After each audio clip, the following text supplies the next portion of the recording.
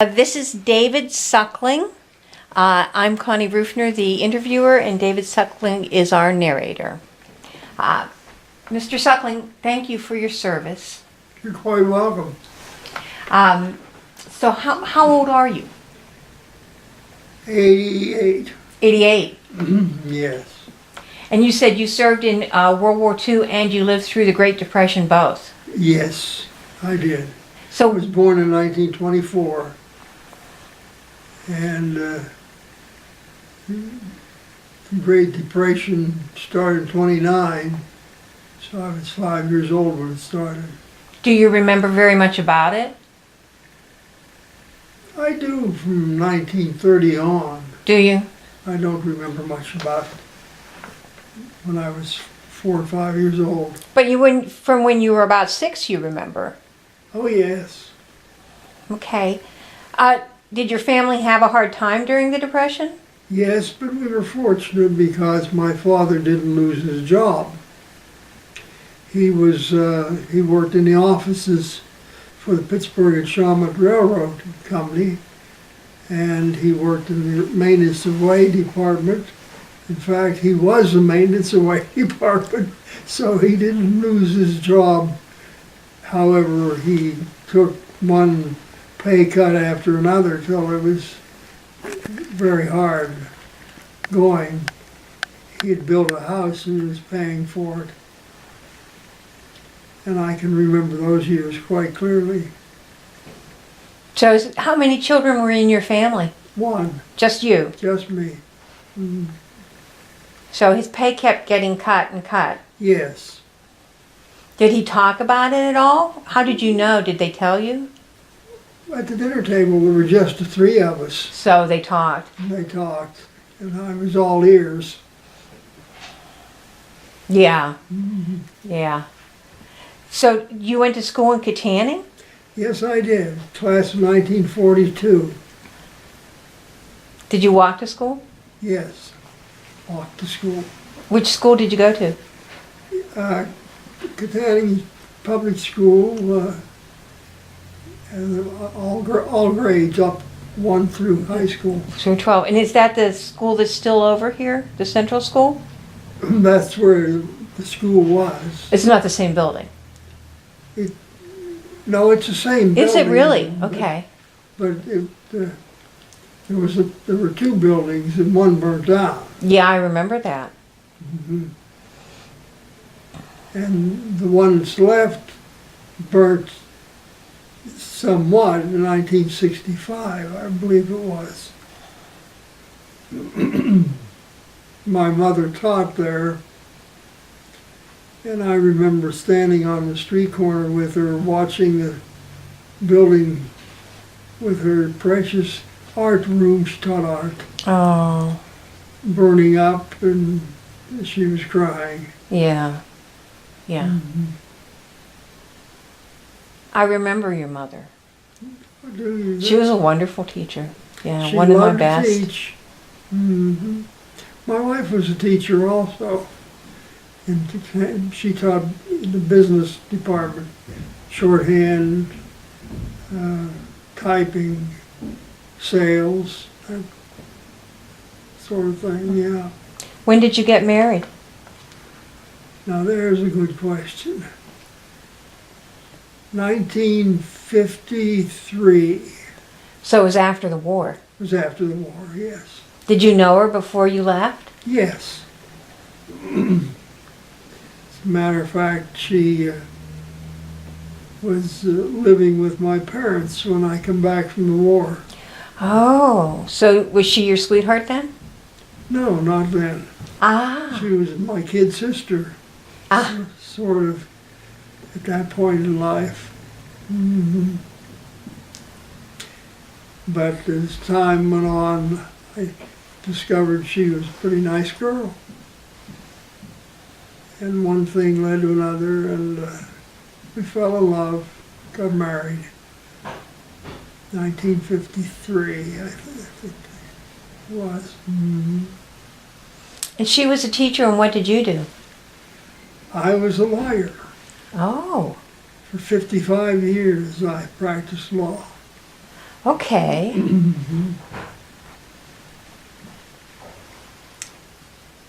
And most of that was by myself.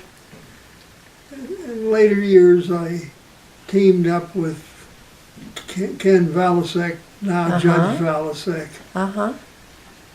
and we practiced law together till he became judge. And then did you retire when he became a judge? No, I retired 2002. And I never really took 2 or 3 years of cleaning up details before I could really say I was done. That's a lot of years of paperwork to clear up. Yeah, that was a lot of years. Yeah. Now, when did you go to law school? Was that after the war? I went to law school, let me think, after the war, yes. So when did you leave to go? When were you drafted or did you volunteer? Well, it was a little bit of both.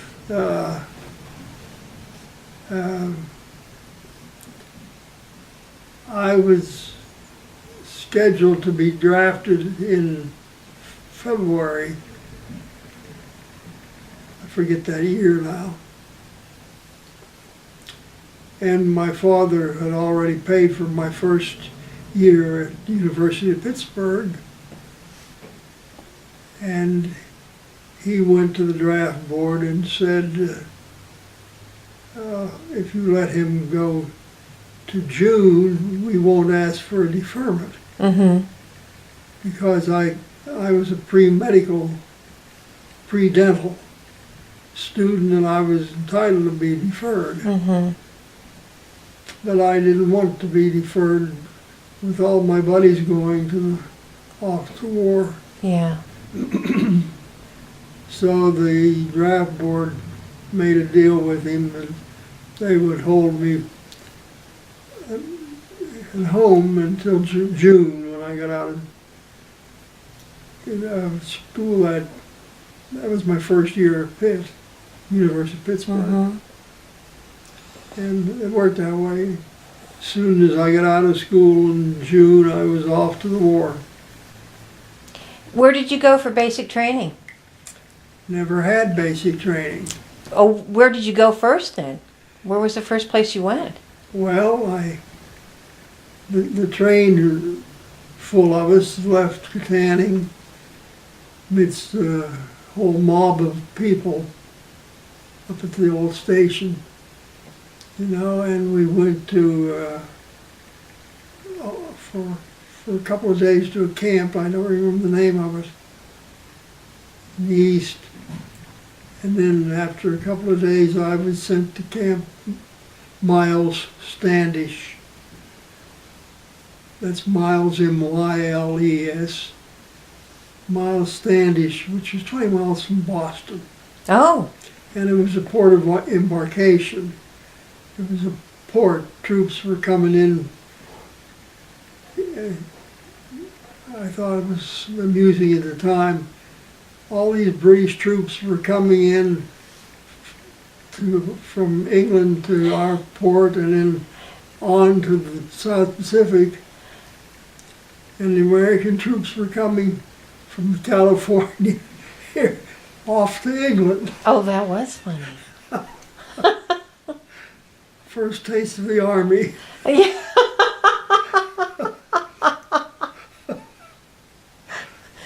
Not the most efficient plan. No. So did you go to England or did you go to the South Pacific? I went to England. Was that before D-Day? Pardon me? Was that before D-Day? Oh yes. D-Day was the end of the war. So how long were you in England? About 2 weeks. I was on my way to the front lines. Oh, okay. Okay. And then where did you go after that? Where did they send you? Went on a boat from Southampton to Omaha Beach. which was just 2 months after the D-Day. Uh-huh. And I got to see all the wreckage there. Yeah. They removed all the bodies, but everything else was intact, like. And from there went to a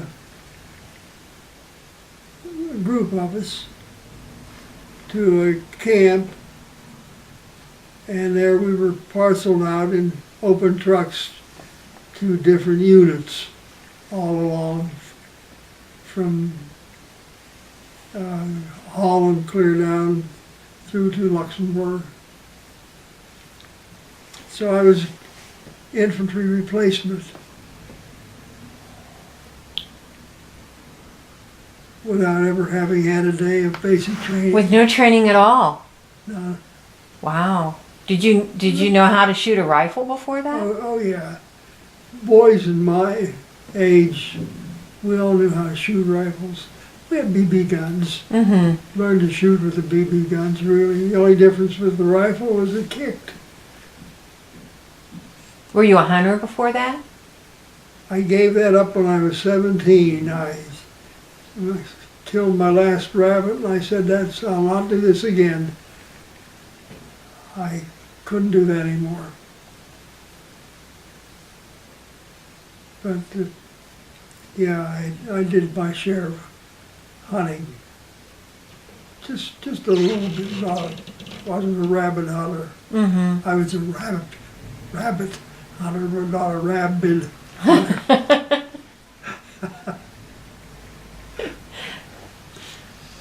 So did you go to Holland or to Luxembourg, or where were you then? Well,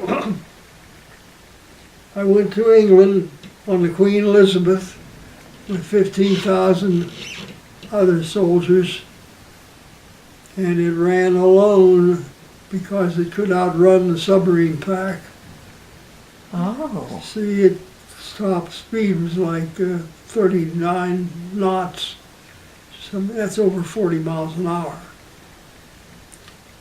And landed in Glasgow Harbour on a train immediately to the south of England, and a couple of days later on a boat for 3 days crossing the 26-mile channel.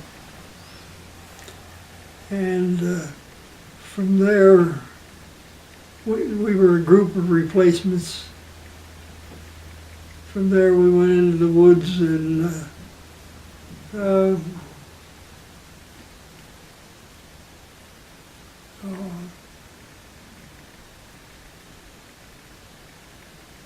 Holland. Mm-hmm. Were you in the Battle of the Bulge? Yes, Were you? yes. Although I was lucky. I was in the 104th Infantry Division, the so-called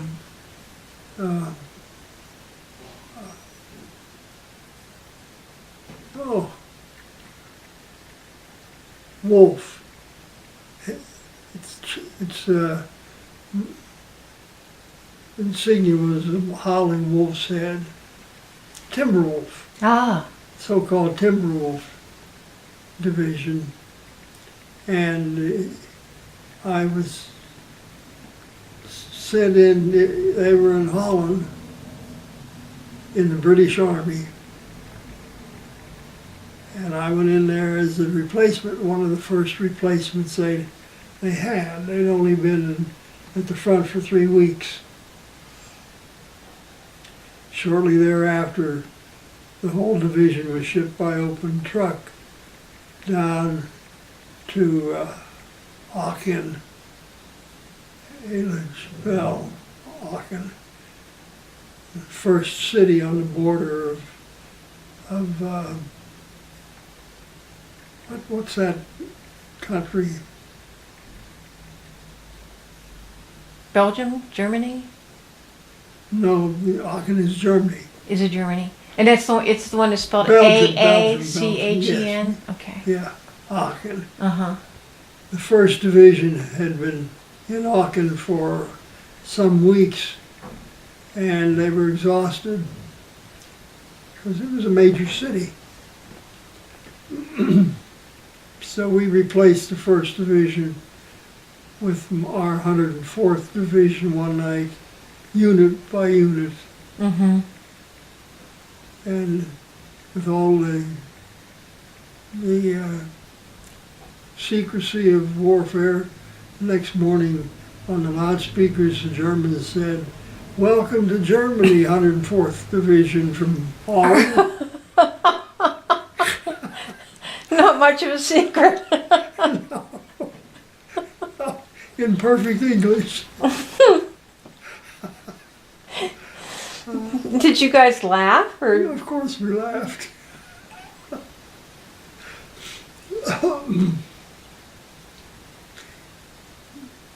You know, we were the dog faces, the infantry riflemen, and we were a cynical bunch. We had to be in order to survive. Yeah. So was it fighting house to house in Aachen? Yes, it was indeed. Yeah. Actually, Stolberg was a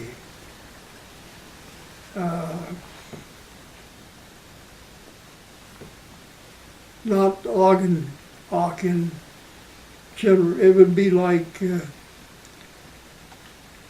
Aspinwall is to Pittsburgh. Mm-hmm. Mm-hmm. You know. Not quite a suburb, more like a little town that Yes, sort of more part like of a it, sort of little not. town. And from there, I, of course, was just a foot soldier, private first class, without one day's training as a foot soldier. I played the trumpet in the band when I went into. Oh, really? Yeah. Wow. So how did you do? How did I do? Yeah, that must have been. Did you feel confused, like you didn't know what to do, or did you? Oh no, I survived. I had been put.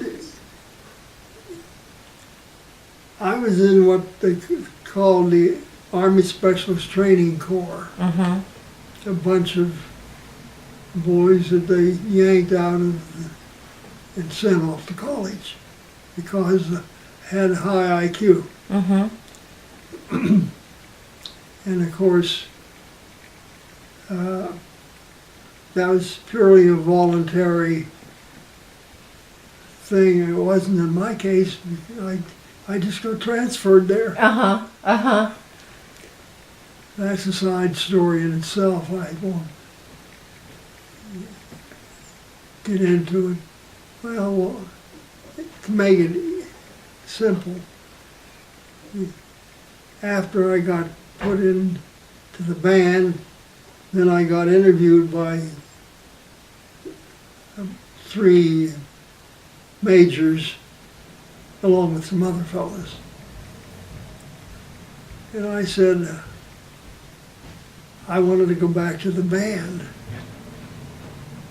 And the boss interviewer said, "I can't keep you here because this Army Specialist Training Corps is all volunteers. Mm-hmm. But I can assure you that where I'm going to send you is not back to the band, and you're not going to like it." So he had me. I sent right to England. He had me. That put me in the infantry.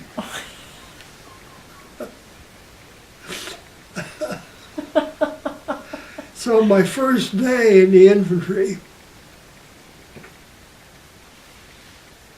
I was shipped along with some other guys by train. We were trained for a week. It went from New York, it went to Canada, it came back to the United States, it went south. We wondered, where in the heck are we going? And it finally stopped in the woods of Louisiana. And they emptied the train, took us to Camp Polk. And overnight, and there we were taught how to roll a full field pack and given a rifle, and the next day they took us out into the woods and parceled us out to the 75th, no, to the 104th Division.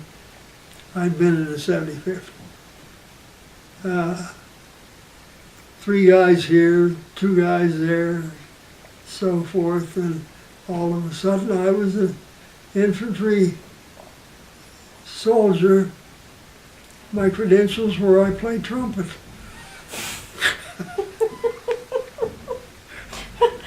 So did you ever actually play the trumpet then while you were in? I played in a camp band when I first went into the Army up in Boston. Had a ball. Uh-huh. I was playing with professionals, and I was holding my own, and I thought, oh, this is too good to be true. I'm going to spend the war playing in a professional quality band. And I got to play in the dance band.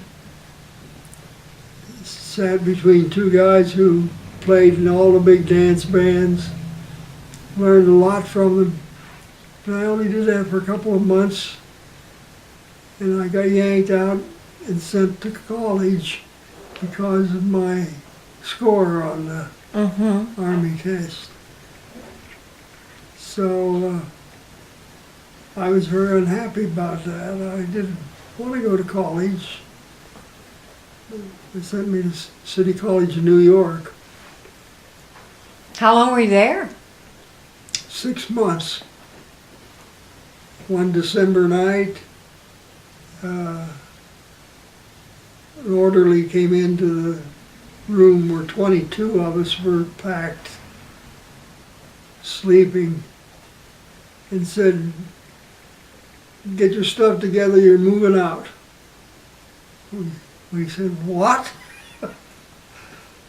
"Get your stuff together, you're moving out." "When?" "Now." So we got out in a snowstorm. They took us to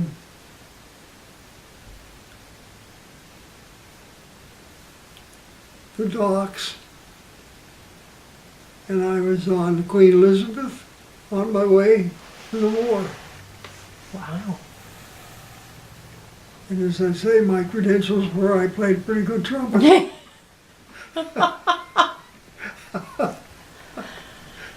So you wound up in Aachen after all that, Yeah. and then did you continue going on into Germany with the rest of the Army? Yes. Yes, I found that I was in the 104th Timberwolf Division, L Company, and I was in the 3rd Squad of the 3rd Platoon of Company L. And one of the first forays into Stolberg, the next little town, try to take Stolberg. Those of us who got back from that terrible mistake, I discovered I was Company L, or I was the only one left. So. What was it that you said it was a terrible mistake? What was it that happened? Well, the Germans let us occupy the buildings. This was in broad daylight. And then they just overwhelmed us with numbers. And out of sheer luck, I got out of, I escaped, as did a few others, but not many. So I discovered after that I was the 3rd Squad in the 3rd Platoon. of our company. Until a couple of months later, we got some replacements. Did you work with another squad while you were waiting for people to come? Yes. Yeah, I hooked on to the second squad, which was run by a buddy of mine. And he asked the platoon sergeant if I could tag along with him. And he said I could, so I did. What was the highest rank you had while you were in the Army? Private first class. So you were a private the whole way through? Yes. Well, that's a little complicated too, because for some time I was a squad leader, but as a private, Mm-hmm. Mm-hmm. as was my buddy Schwartz. He had a second squad, I had a third squad. Strictly by attrition. Right, right. Yeah. There wasn't anybody else left in the third squad but me, and then when they got a few replacements, they followed me because they didn't know what they were doing, and I became the squad leader by default. And one day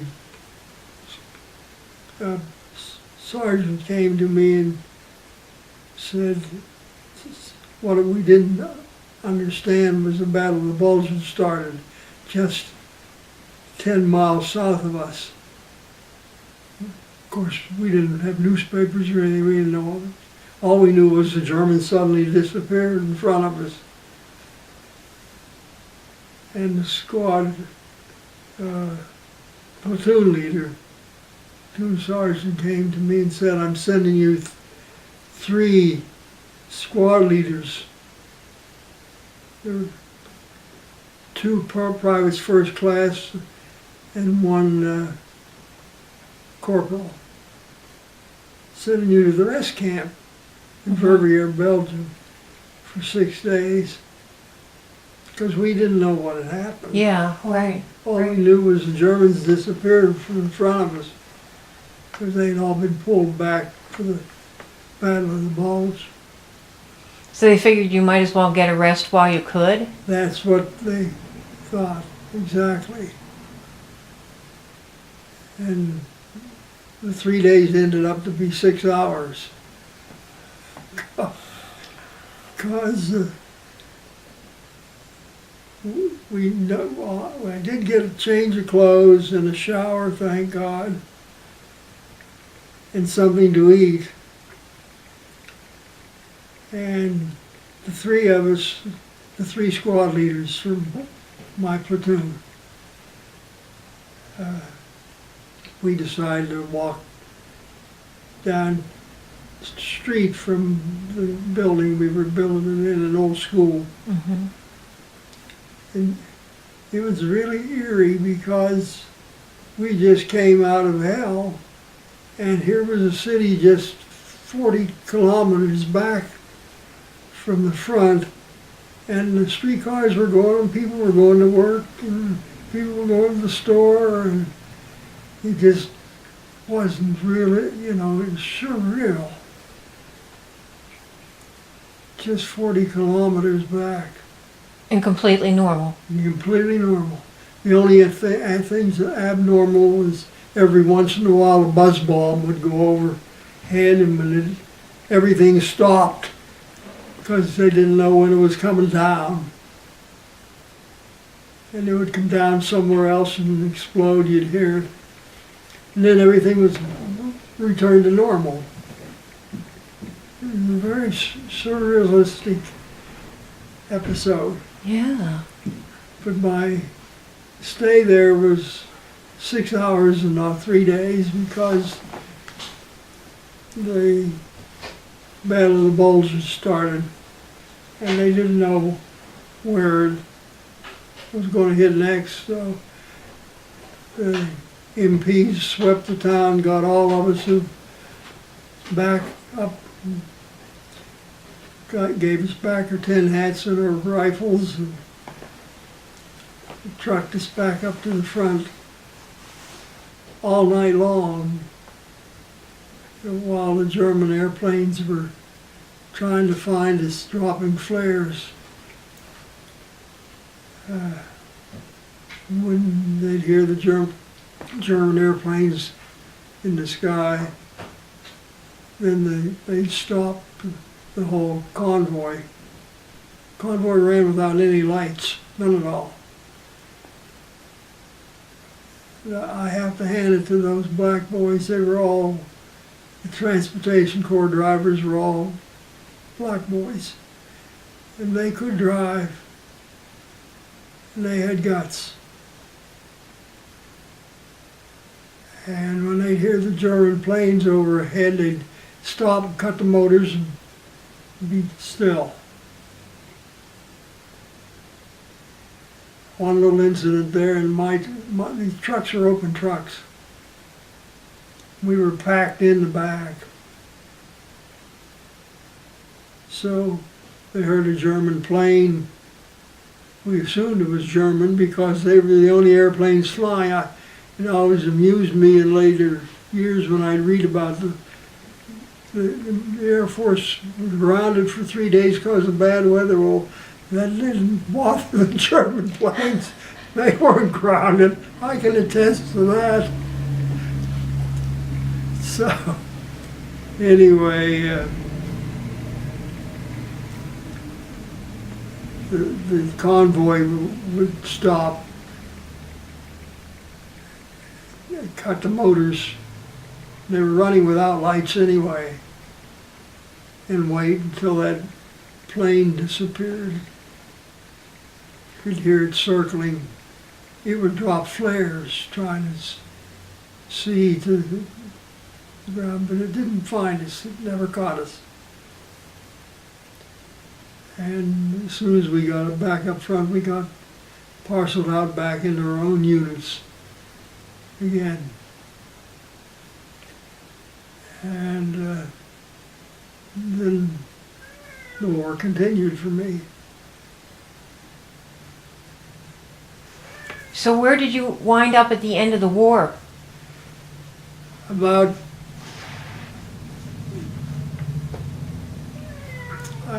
wound up in a little village that we had taken called Lucerburg on the banks of the Rohr River. Where was I? Oh, at the end of the war you wound up in a small town in Germany? Yes, I went back up front and my division continued to push eastward. I got to the banks of the Rohr River, which is a tributary of the Rhine. Oh, okay. And by then my feet were so bad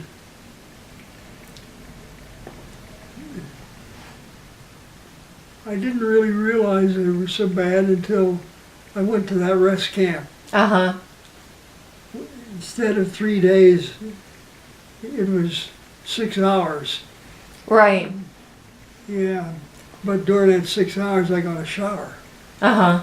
And I got clean, used clothing. I got a pair of British soldiers' pants. Uh-huh. Because I was completely ill-dressed and shod for the winter. So you didn't have the right clothes for the Didn't have winter. the right clothes. My shoes were manufactured for the campaign in North Africa, so they were turned inside out Uh-huh. with the Uh-huh. rough leather on the outside, Uh-huh. Uh-huh. so that the tropical sun from North Africa would not be Overheat them. reflected in my face. But turned the wrong side out, and where I was standing in a mud foxhole for a day or two, they just absorbed the water and the mud. Oh, Every once in a while, I'd be able to take them off. uh-huh. I had to take a penknife out of my pocket and scrape the congealed mud out to the inside, because mud and all seeped through that leather. Oh, my. Yeah. That's what did in my feet. So did you get infected blisters? No, I had frozen feet, Oh, it was frostbite. frostbite, and trench foot, both. Mm-hmm. Mm-hmm. Yeah. But I kept stumping along.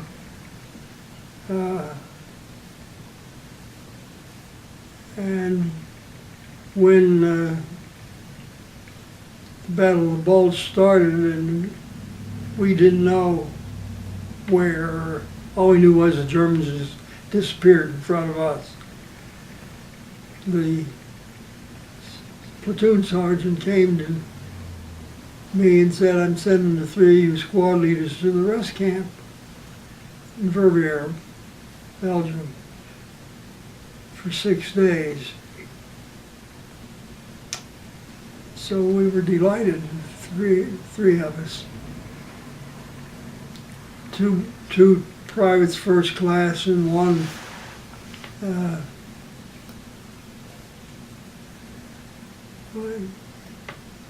forget what his rate was. It was one step higher than private first class. So there's a corporal? Corporal, yes, he was corporal. And then the 3 of us went to the rest camp, where we got to shower and clean used clothing. And they took our weapons and our steel hats. And we walked down into the city where, as I said a minute ago, I think, I was amazed at life as usual. Mm-hmm. Mm-hmm. That close to the front lines. 40 kilometers, that's something like 35 miles. Streetcars going and women going shopping, and I just stepped out of hell into another world, you know. It was very strange. But the 3 of us found a USO canteen.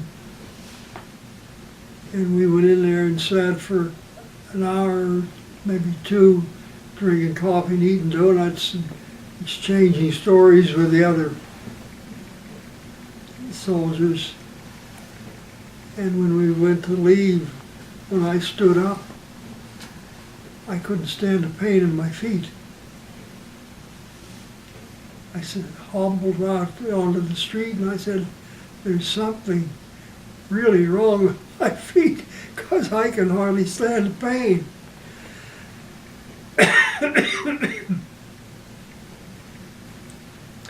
So I gave them the little bit of Flemish money that I had, and God knows where I got it, and said, you guys go have a good time, I'll try to get back up to the camp. And I hobbled along for a little while, and I sit on a curb, and then I hobble a little farther and sit on a curb, and the Flemish people, bless them, they kept trying to put me on a streetcar. And I wasn't about to get on a streetcar in the city. I didn't know where I was. So I made it about halfway back up the hill to the camp when a Jeep came down with police Mm-hmm. in it, the Army police. They said get back up to the camp immediately. And this was December the 19th, I think. Well, the Battle of the Bulge had started. Mm-hmm. This is December 16th. And the Army was just catching up to it. 3 days later. Yeah. Mm-hmm. So as soon as I got back in the truck in the cold at nighttime, with my feet on the cold metal, they got numb. And as long as they were numb, I could walk. Mm-hmm. So I put in another some weeks stumping along with the numb feet until my buddy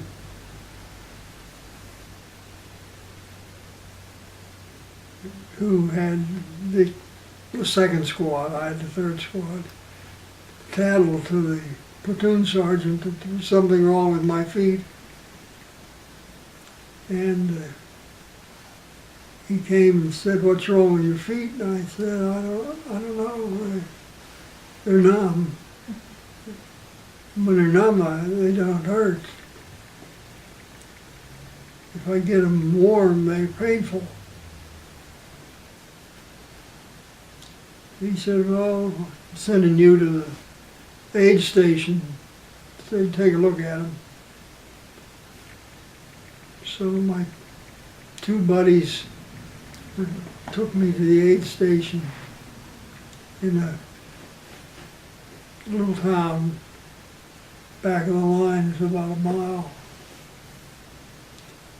And there the doctor, army doctor, took off my socks and shoes, got a needle and started work from my big toe up. He got about halfway up my shin before I could feel the needle. Oh my. And he said, "Oh, you're going back." I thought he meant back up to the front. Mm-hmm. Mm-hmm. I didn't know he meant back home. So that put me into the hospital system, which eventually brought me back home. So did your feet get better? What happened? The feet have never been normal. Uh-huh.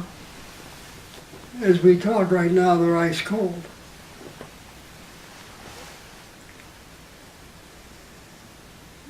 But you know, I've learned to live with that. Were you in the hospital for a long time? 7 months, Oh my. yeah. 5 different hospitals. Interesting side. In that trip from the front line to aid station in Belgium to an army hospital in Wales to an army hospital in New Jersey to an army hospital in North Carolina. Every one of those hospitals that I went through in that journey, when they took my case history, they said, "Do you smoke?" And I said, "No." And they said, "Did you ever smoke?" And I said, "No." And they said, "Good, you have a better chance of your feet recovering." Back then, the Army knew that smoking constricted capillaries. And that was amazing in later years when people got, you know, they're telling people don't smoke. It's bad for your health. Mm-hmm. Mm-hmm. And you already knew. I already knew that. Mm-hmm. And the fact that I didn't smoke probably saved my 2 feet. Because I was in a ward, there were 50,000 of us suffering from trench foot. Oh Out of my. that. Yeah, 50,000. There were more casualties from that than there were from the Germans. Wow. Wow. And that's because we were improperly shod. Mm-hmm. Mm-hmm. And it was winter and you were standing in mud the whole time? I was in freezing mud the whole time, and all I had on was a pair of long johns, a winter shirt, and a sweater, and a field jacket, unlined field jacket. Totally unprepared for the winter. Yeah, you wouldn't want to go to the mall in that, let alone anything No. else. Got used to just being freezing cold, but the thing about the feet, as soon as they were freezing cold, they didn't hurt anymore. Yeah, yeah. And I could stump along with them. I couldn't feel them, but I could stump. I couldn't run. But as soon as I started to get warm, which was not very often, then they'd start to hurt like the devil. Did a lot of the guys who had trench foot, did a lot of them lose their feet? Yes, they had us wards of nothing but trench foot. And we were all lying there with our bare feet sticking out because there was nothing they could do for it. Nature had to rebuild the circulation system in those feet. And that's why I know now why every one of those places, my journey back, they said, "Do you smoke?" Mm-hmm. They knew back then, the Army knew that smoking constricted capillaries and was not healthy. However, they continued to give out Camel cigarettes to everybody. As part of your rations. Yes. Mm-hmm. What did you do with them since you didn't smoke? I gave them to guys who did. Mm-hmm. Nearly everybody smoked. Mm-hmm.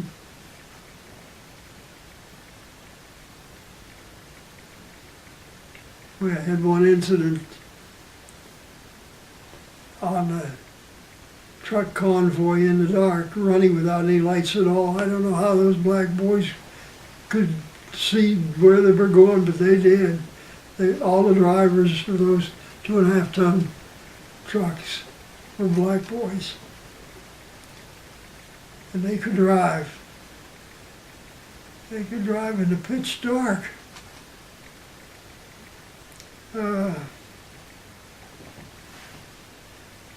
I forget what I was going to say about them now. Oh, something about a cigarette? There was an incident? Oh, yes. Convoy, trying to get us back up to the front after the Battle of Bulge started. In the middle of the night, Mm-hmm. clear night,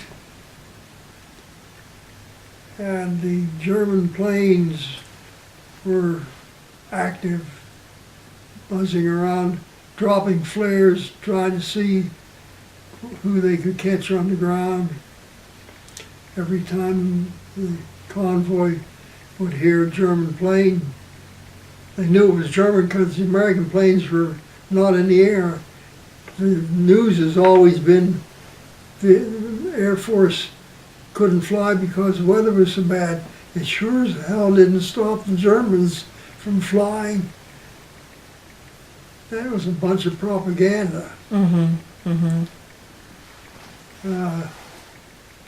But as soon as they'd hear the buzz of an airplane, they knew it was German. And the convoy would stop dead. It was running without any headlights anyway. And everybody was told to just be still. At which point a guy in my truck decided to strike a match to smoke a cigarette. And if you've ever had any experience out in the wild, in the dark at night, somebody strikes a match, it's like a bonfire just went up. I think all 20-some guys in the truck jumped on him.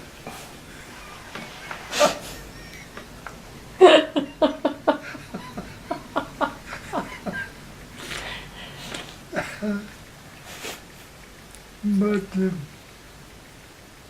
anyway, I got back up front, and then my buddies tattled to the platoon sergeant there's something the matter with Dave's feet, and he came, said, "What's the matter with your feet?" And I said, "I don't know. They're all right when I'm cold, just when I got warm when I was down in the rest camp." He said, "Well, you're going to go back, somebody has to take a look at that." And I was on my way home then.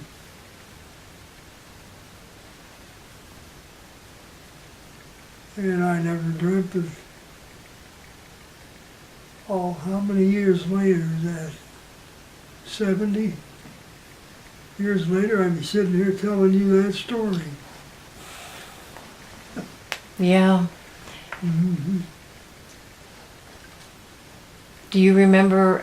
Do you remember the? Do you remember the end of the the end of the war? I mean, did you go to a celebration? Did you hear it on the radio? I was in the Army Hospital in Camp Butler, North Carolina, and we were all crippled. There wasn't any celebration other than hollering and whooping and so forth.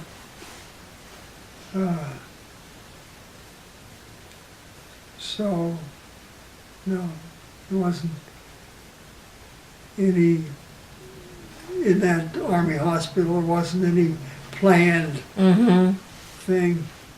Did you hear? How did you hear about it? Oh, in the Army hospital, we had newspapers, radios, so we heard about the war being over, which was good news to all of us because that meant that we were going to get out of the Army. It also meant that we'd made it. Yeah. Yeah. Do you still keep in touch with any of your buddies from that time? No. No.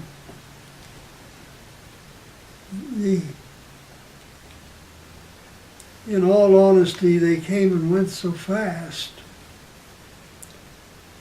And it was just, in my case, the 3 squad leaders, we were all privates. And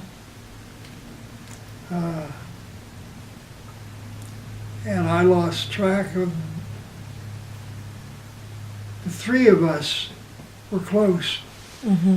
Because the other guys came and went and came and went and came and went, and we weren't still there. We were the 3 squad leaders. Honestly, sometimes I wouldn't know the names of the guys in my squad. They'd be there today, the first day of the front, and they'd be gone. That happened often. They didn't know when to duck. Yeah. And I could tell by the sound of an artillery shell, long before it landed, I could tell whether it was going to be close to me or somewhere else. So you knew when to duck. And I was already down. Yeah, that's part of the way you survived.